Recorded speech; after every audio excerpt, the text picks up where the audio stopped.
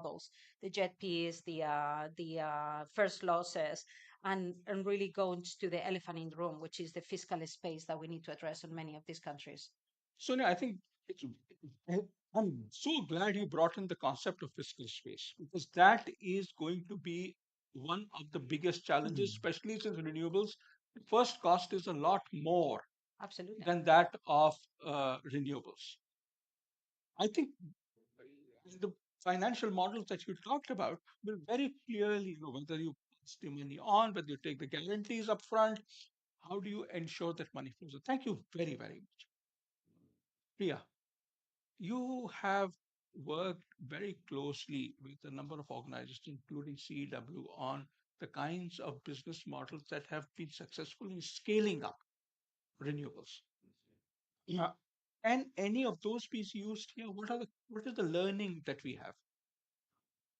Yeah, I mean, I think there are a lot of learnings that we can see from the work that we at Bloomberg Philanthropies and also kind of other philanthropies have supported in this space. And maybe to sort of step back for a second before going to the learnings and to build a little bit on what Sonia said about why this is so important and what Umbud said about why this is so important. I think in addition to the sort of access Hmm. and climate aspects, I think it's also really important for health because sort of clean energy leads to reduction in air pollution.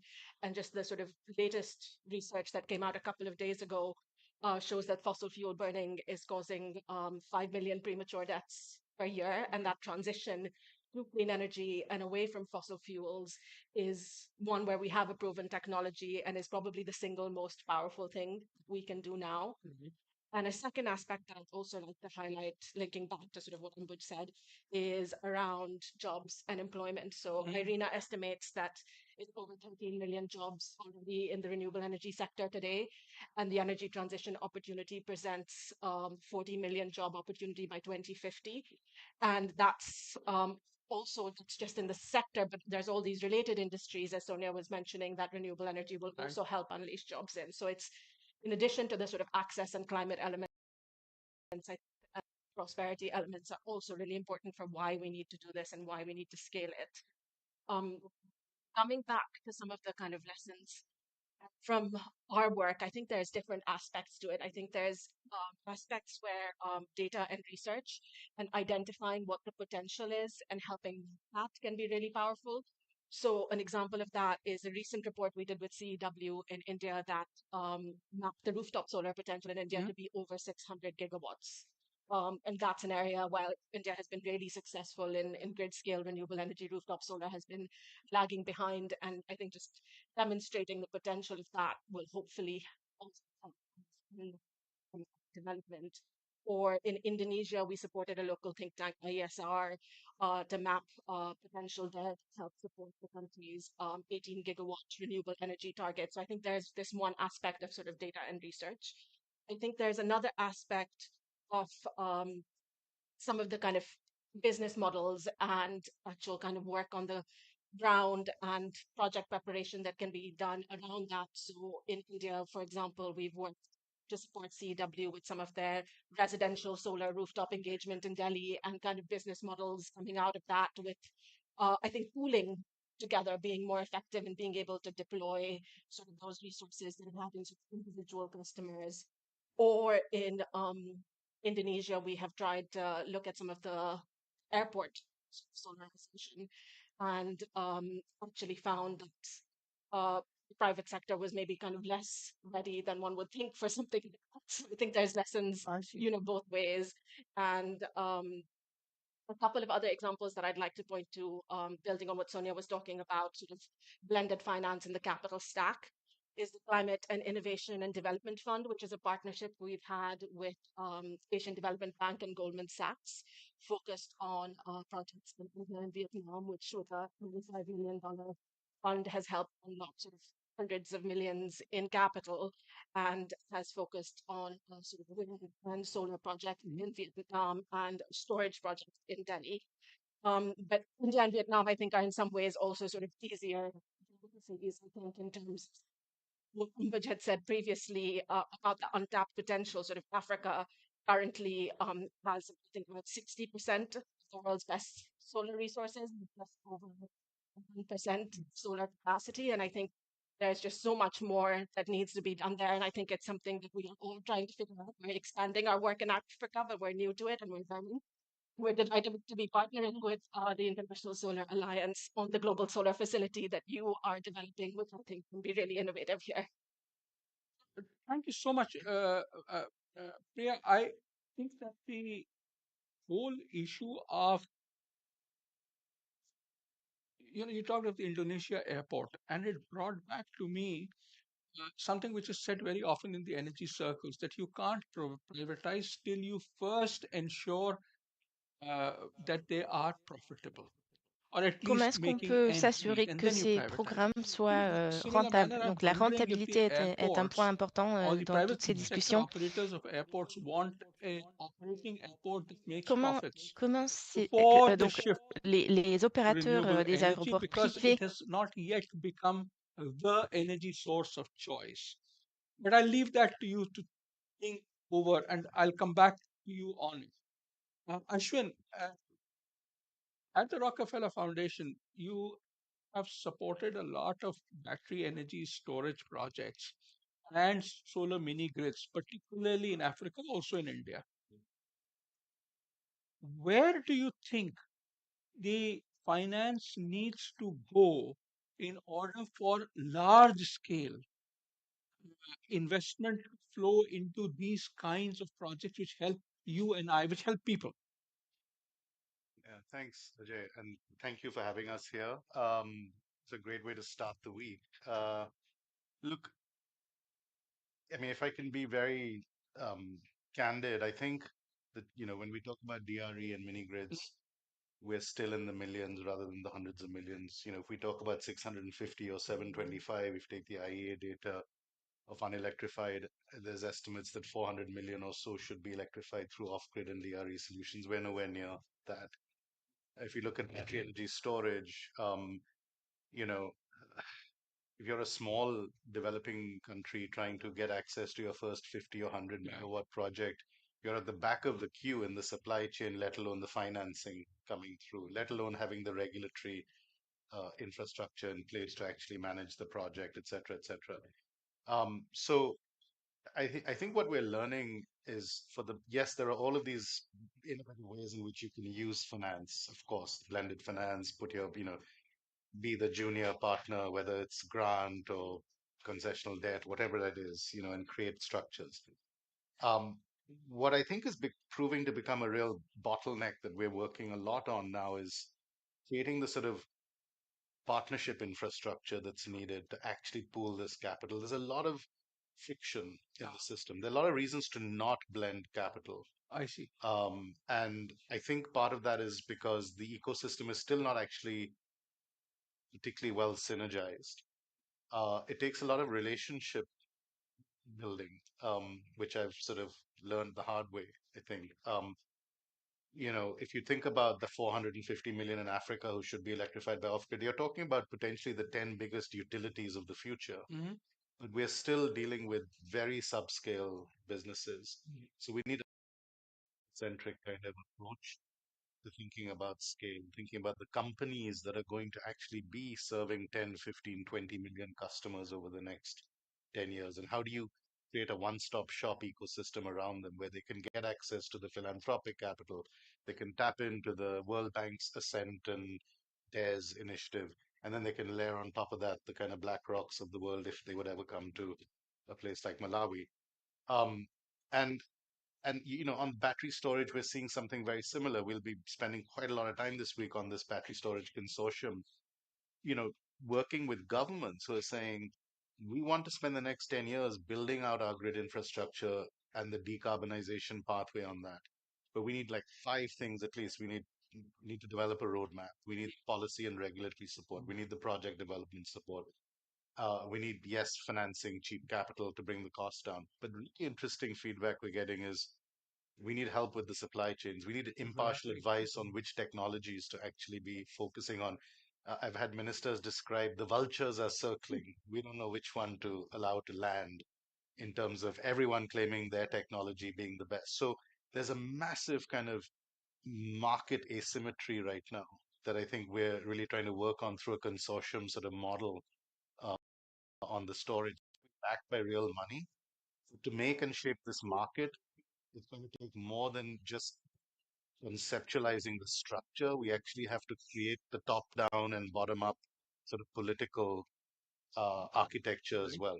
And so I think that's really where I've been spending a lot of our the redirecting, I guess, in some ways, a lot of our effort over the last few months, not by Rockefeller alone, but as part of the Global Energy Alliance. So I'll pause there, but just sort of a Ashwin, I think one of the points that the relationship building is an immensely important point, and it's only when you say it that I realize that this has been we have seen this many times, but we didn't recognize it. One of the issues on relationship building, and I'd like Jennifer to follow up on this, if you're looking at a tripling of renewables and we are looking at relationship building, clearly there are certain expectations of institutional provisions, of regulations that need to be in place. In your experience, Jennifer, what has worked? Yeah, I think it's a very important part of the ecosystem of action that we need to focus on is around the institutional capacity building and the ability for us to create a level playing field. Part of one of the findings of the report that we authored last year and Mhm. released at COP on the roadmap to $1 trillion called Our Solar Future. And the setting of and establishment of the targets associated with the scaling is a critical first step. It enables institutions to understand where the future markets are going to be and to create the predictability that is sought in markets for both developers and for the business models to evolve. The second part of that is around the regulatory structure and the incentives for those actors to bring forward. And the tariff models, the business models have to be evolved as well. So we have two or three things that we've known have really worked well. One is the setting of these the bringing forward of business models that address particular market segments. And solar is not solar is not solar is not solar. If you're trying to sell or establish an agrivoltaics program, it's quite different than establishing a rooftop solar program. And the marketplace today, when we speak about these, doesn't understand what these alternative options for applications are. So it starts with the application and it looks at what's the delivery model for that application and who needs to be involved. Let me give you one example. We've just been working with Makueni County in Kenya and specifically looking at the opportunities segment by segment of the economy. Where is agriculture in this county and how will they begin to build their route to Mhm. clean energy technologies? Where and how do they do that with solar? In looking at the healthcare system, where and how are the business models going to evolve to allow for solar to be an investment that the business of healthcare is going to access it because it provides better reliability in times of outage. That happened in Kenya. Mhm. Those solar rooftops were critical in providing care, just as we saw in India during COVID. There is this question of to what extent do we modify the business models of the users and the financial intermediaries that they access. So the local banks and the business providers have to be aligned. And that's really part of what we have to do next is get more sophisticated in terms of targeting those areas where we know we can get the positive results. So, if I hear all of you, I'm hearing things at three different levels. The first thing I'm hearing is there is a reasonable amount of experience that exists, which can be built up. That's at one level. I'm also hearing that there are institutions that exist and can be repurposed for our use, but also in some cases, new institutions may need to be created. I'm also hearing that as far as business models are concerned, we need to obviously work on those which are there, but also the point on flexibility. And this therefore leads to the question, how do we get large organizations to innovate, or will the innovations always be done by small organizations, which larger organizations then learn from? So I'm these are the kinds of challenges which I'm hearing from you. But uh, Ambuj, coming back to the issue of the major challenges, do you think that a a sandbox of sorts makes sense to try out new mechanisms, new business models, new financing mechanisms, new institutional mechanisms, and then that can be expanded? Or should we go in for uh, larger units and try to build these things into them? Uh, I think the answer is not either or. Okay. But certainly, I think given the nature of the variation across the use context, we certainly cannot follow a completely standardized model. Uh, but I think, but also we can't have, what in the technology world, a phrase people used to use, mass customization. Mhm. That's also becomes very difficult. It's very transaction intensive. And so I think the point that you're making is a very interesting one, which is how do we actually experiment and then using those experiments to synthesize the lessons where we can actually take out some generalizations, which is in what kind of use context, what are the models that make the most sense? So I think use experimentation as a way to take some broader principles. It allows some standardization in approach, but with, I think, within flexibility that may be needed across various contexts. So to me, actually, I think Jennifer mentioned the institutional capacity building. To me, actually, one of the points I've been making in some of my work recently is that the heart of a lot of what we want to do, question of capacity is absolutely key. And when I say capacity, actually, it's a third means of implementation, but it's kind of almost a forgotten means of implementation. And the question is, what are the different kinds of capacity we need in order to sustain this transition? I mean, already we talked about capacity. How do you think about finance? Mhm. How do you think about policies? How do you think about institutional design? And so on and partnerships, and so on and so forth. Actually, when you really think about engage with the capacity issue itself analytically, Mhm. I think that will help us actually build the capabilities, kind of what you're talking about. Ask you, As an academic, I as an academic, I'm going to ask you a question. You said IIT in the United Arab Emirates. right. Would you be building up this kind of capacity there? Actually, the first master's program that we are offering at our campus in Abu Dhabi is on energy transitions. And it's not purely a technical program. I think it is a program that very much actually will help people think about how do you manage transitions and what are the kind of capacities needed to manage transitions.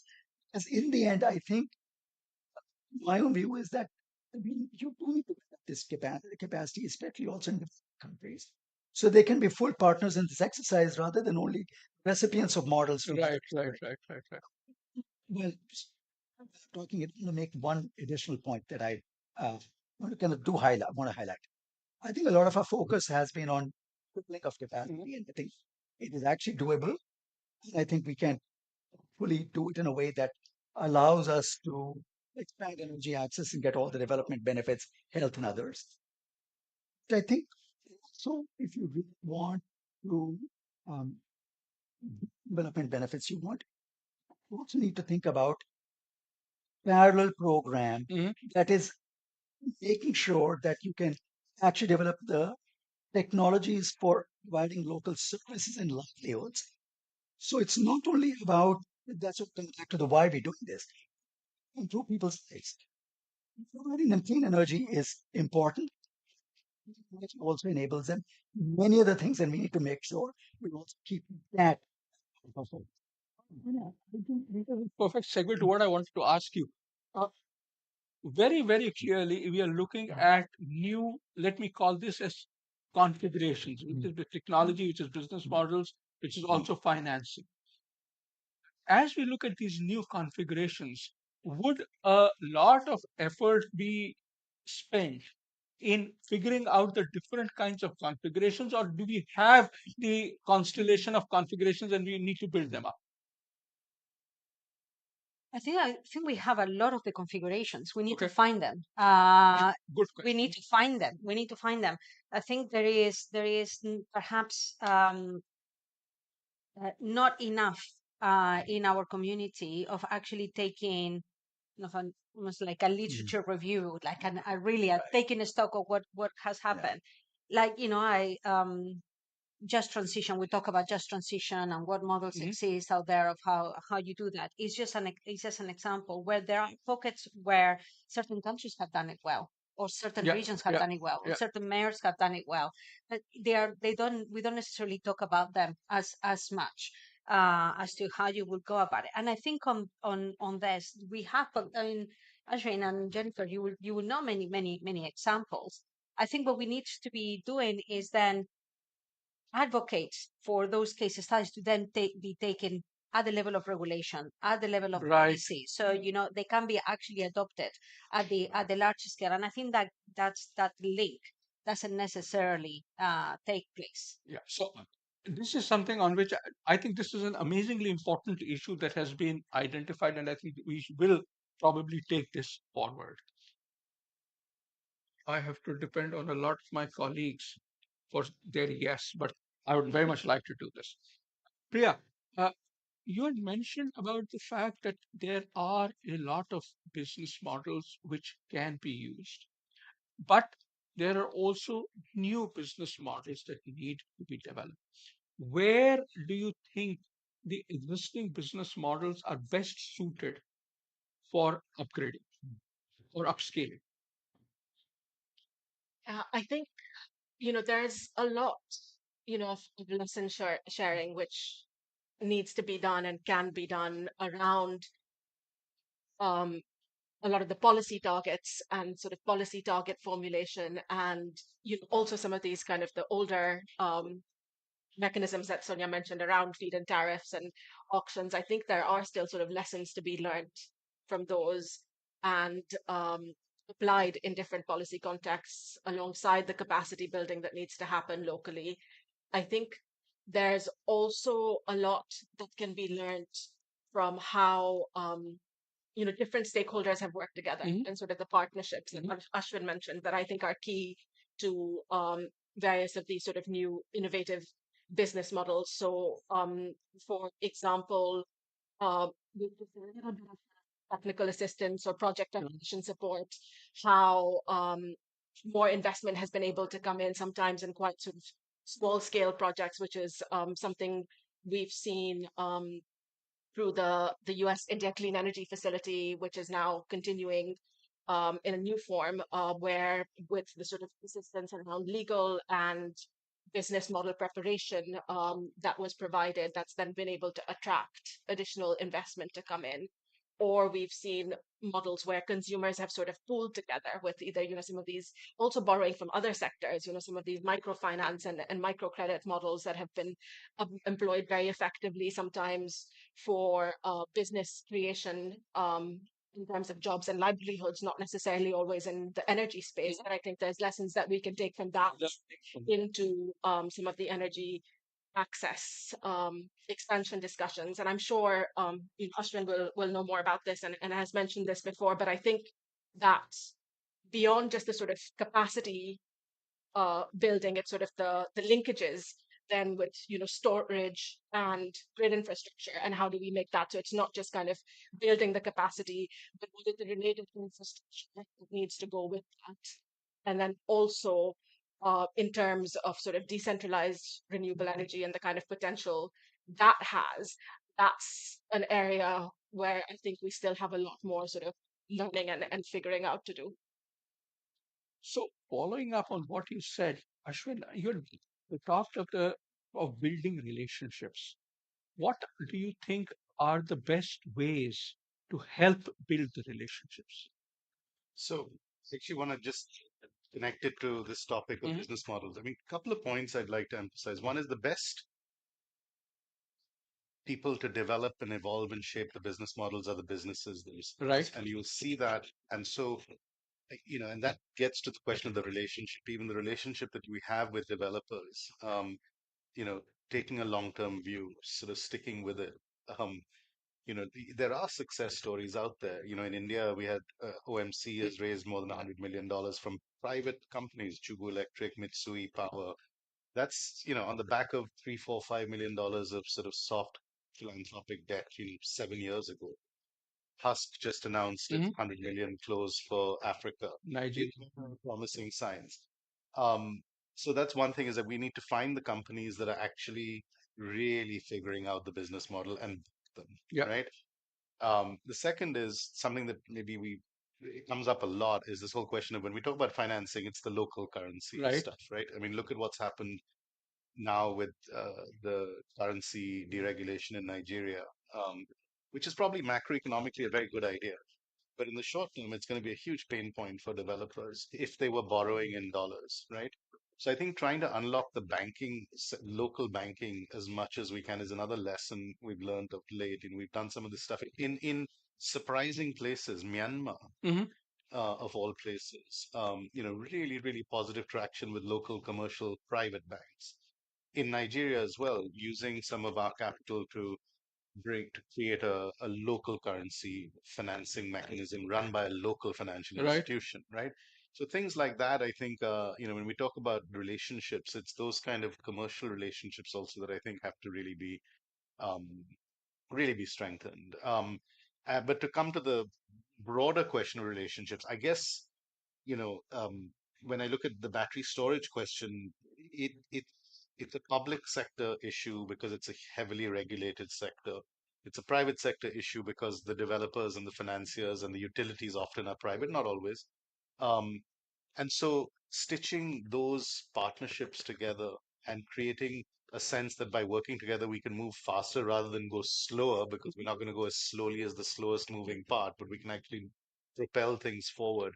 I think that's the kind of secret sauce, right? Is if we can really get a flywheel of collaboration going in 10, 15 countries, there's even the opportunity to start looking at pool procurement on the storage side. Right. If you can pool 15, 20 countries together, it's really hard though, because you're talking about very specific technological sort of specifications per project. You're talking about four different chemistries that people are talking about. Should we do sodium or redox or nickel hydrogen, Hmm. or are we just going to be in a world of lithium ion for the next 20 years? So people are trying to figure out all of these moving parts. So I think that relationship building, kind of bringing 15 or 20 countries, as we're trying to do together, to sort of say, okay, let's collectively figure this out and then go to the market, then go to larger scale financiers, is one way of developing those relationships and trying to create a pipeline that can be realized not just for the project next month, but what's it going to look like in 4 years? These projects take 3, 4 years to develop, right? So you're choosing technologies today that may actually not be the best choice 4 years from now, That's right? correct. So it's so dynamic that I think the relationships are really part of trying to help ensure that there's some sort of impartial flow of technical data, of assessments of like how to make those decisions, and mapping out 1, 3, 5, 7 year horizons on these, and working in along each of those horizons, working with a slightly different mindset. Jennifer, this leads me to the question of how do we enable this? For example, at the International Solar Alliance, we tried to do a pure public procurement across many countries, and it failed because each country had its own procurement rules. So, given the kinds of regulations that exist, and procurement, believe you me, is something that's very difficult to change, but what is it in the regulatory sector that would help this international exchange of experience so as that we can accelerate the process? I think there are three things that will really help accelerate the deployment side of the solar. And the first is going to be essential if we're going to do this well, and that is we have to find a way to change the incentives for the users. Mhm. So, regardless of what segment you're in, you're going to be motivated by that end use proposition, right? So if there's a market, business innovates. If we are unable to create that first level condition, what is the experience from the end user? We will not be able to succeed. So that requires essentially an intermediary body that can go in and work at scale. Right. And I think that's where the Global Energy Alliance for People on the Planet and the International Solar Alliance and others are so incredibly important. We need that intermediary role because the navigation of these markets are very complicated. You This need a credible third party. a credible third party intermediary that is a non commercial entity, right? The question of, well, which of these sellers do I believe? You need that so that your effort at creating a procurement, a pooled procurement, we could say failure, but in fact, I would argue that you're forming and creating an informed consumer marketplace, even if the procurement actually didn't go through. So we can take it from there. The second piece of this is that we absolutely have to align the financing, and Right. there is absolutely no way about it. The only way we're going to do this is to have money move into places that they won't go today, and that is the blended finance Mhm. model. And the third, and I think this is equally important, the third is around building the skills such that there is a very robust set of market signals for people who are going into this as their business. Yeah. It has to Yeah. be something that people are striving to be able to participate in. So at this point, let me do a little bit of self advertisement. There are 20 startups in Africa who have been identified. Thank you very much, Sonia, for supporting this work. And we now plan to move ahead this year or the next year to Asia, where we'll again look at identifying startups and then follow up with providing them, those startups, with the kind of workshops that they need to accelerate fundraising, number one, accelerate technological partnerships, that's number two, and number three, build up brand equity. Because at the end of the day, I want some of these guys to become the Amazons of tomorrow, providing the solar goods and services that we're talking about. That's the only way tripling can happen. I want to thank all of you. You know, we started late. I'm very, very sorry that we are not able to take questions. But I want to thank you for an excellent discussion. There are many takeaways that we take away. One is, of course, that we need to look at how we build this configuration of what is already successful. We also need to discuss how do we accelerate, what are the key areas that we need to focus on. So many, many thanks. And I look forward to working together with each of you as we move ahead. Thank you all very, very much. Thank you.